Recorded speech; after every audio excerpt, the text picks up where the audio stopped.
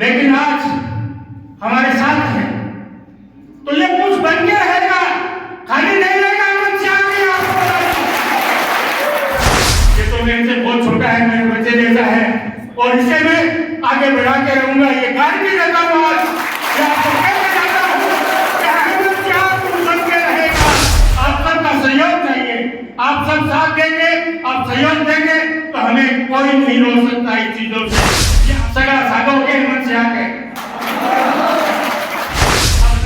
गद्दारी नहीं है रफीक मंडेलिया के अंदर, और जब मैं नहीं करूंगा तो मुंह पे कह दूंगा मैं आपके साथ नहीं हूं। मैं तो आपसे एक अपील करना चाहता हूं कि आपको वोट देने से पहले जाके और समाज को छोड़ के ये सोचना होगा कि चूरू विधानसभा के अंदर विकास कौन करेगा, उसे हम वोट देंगे। चूरू के भविष्य के लिए हमें क्या करना है और किसे हमें चुन के लाना चाहिए, और चुना है और चुनने वाले हैं उसमें फर्क क्या है। मैं आपको सच बताना चाहता हूं, बड़े दिल से कहना चाहता हूं, मैं राजनीति में आया पैसे कमाने के लिए। रफीक मंडेलिया राजनीति में नहीं आया। मैं राजनीति में आया कि मुझे हमारे युवाओं के लिए कुछ करना है, चूरू विधानसभा के लिए कुछ करना है। पहले मैंने लोकसभा चुनाव लड़ा, उसके बाद मैंने विधानसभा चुनाव लड़ा। थोड़े से मात्र वोटों से मैं चुनाव हार गया। मुझे हार जीत का गम नहीं होता, मुझे गम इस बात का है कि मैं काम करने से रुक गया। पिछली सरकार हमारी कांग्रेस पार्टी की थी। मुझे विकास करना है चूरू के लिए, मुझे काम करने थे चूरू के लिए, और मुझे कुछ करना था युवाओं के लिए, लेकिन वो नहीं कर सका। कोई बात नहीं, आगे समय आएगा, फिर चुनाव आएंगे, फिर आपकी मदद लगेगी।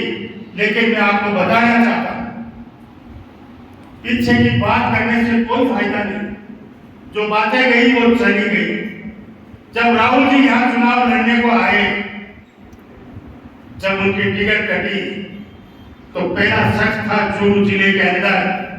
मैंने कहा सचिन पायलट जी से कि राहुल कसवानी को उम्मीदवार बना के भेजो, हम चुनाव जिता के भेजेंगे, ये हमारी चीज है। लोगों ने बहुत कहा उनको कि ये तो आपका विरोध करेंगे, आप और ये आमने सामने चुनाव लड़े हैं। गद्दारी नहीं है रफीक मंडेलिया के अंदर, और जब मैं नहीं करूंगा तो मुंह पे कह दूंगा मैं आपके साथ नहीं हूं।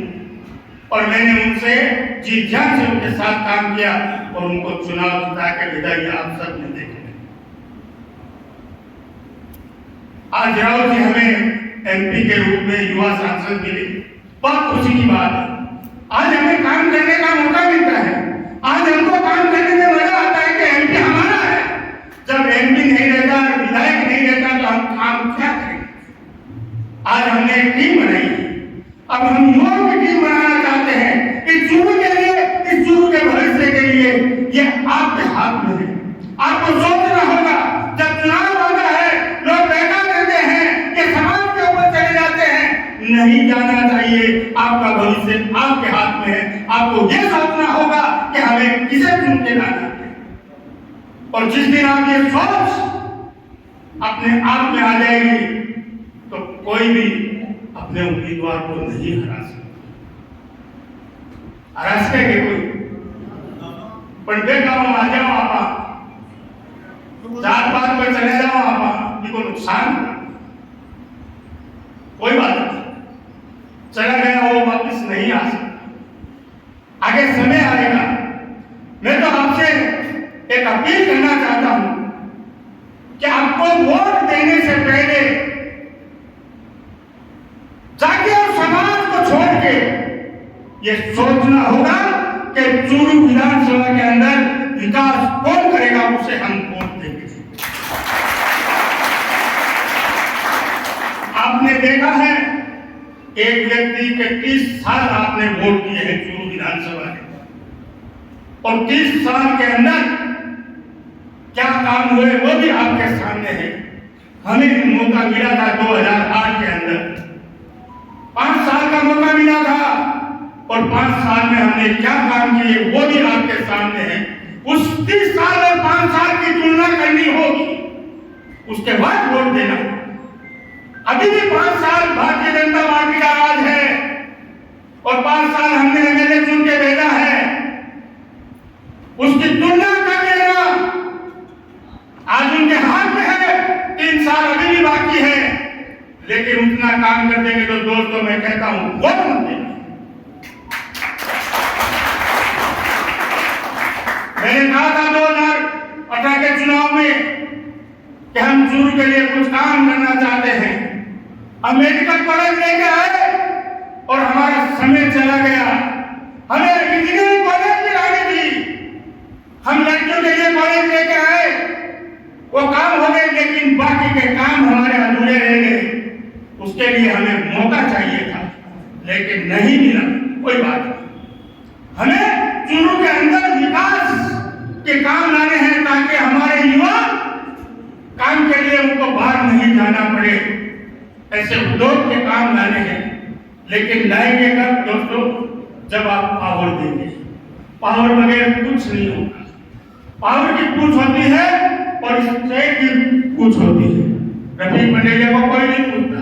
रफीक मंडेलिया इतना कह सकता है कि किसी को सताएगा नहीं, किसी को डराएगा नहीं, किसी के साथ गलत काम नहीं करेगा, ये मैं गारंटी दे सकता हूं। लेकिन पावर तो भाईडो धारकन है, वह कुछ गिलास में कोई काम मुश्किल तो ना कुछ। आपने 5 साल देखा, कोई आदमी आपको ऐसा नहीं मिलेगा कि मंडेलिया परिवार ने किसी को सताया है, किसी के साथ गलत काम किया है, किसी के साथ गलत व्यवहार किया है। वो हम नहीं कर सकते, आज भी नहीं कर सकते, कल भी नहीं करते थे, आगे भी नहीं करेंगे। हम तो एक ही काम करेंगे कि चूरू के भविष्य के लिए, चूरू विधानसभा के लिए जो विकास की कमियां हैं उसे हमें दूर करना है, और वो हमें काम करना है। और मैं आप लोगों को बताना चाहता हूं कि भाई हेमंत सिंह युवा नेता है, पीछे हमारे खिलाफ ये टिकटें मांगने को भी जाते हैं, कोई बात नहीं जाएगा, ये तो देखो सबको अधिकार है। लेकिन आज हमारे साथ है तो ये कुछ बन के रहेगा, खाली नहीं रहेगा। हेमंत सिंह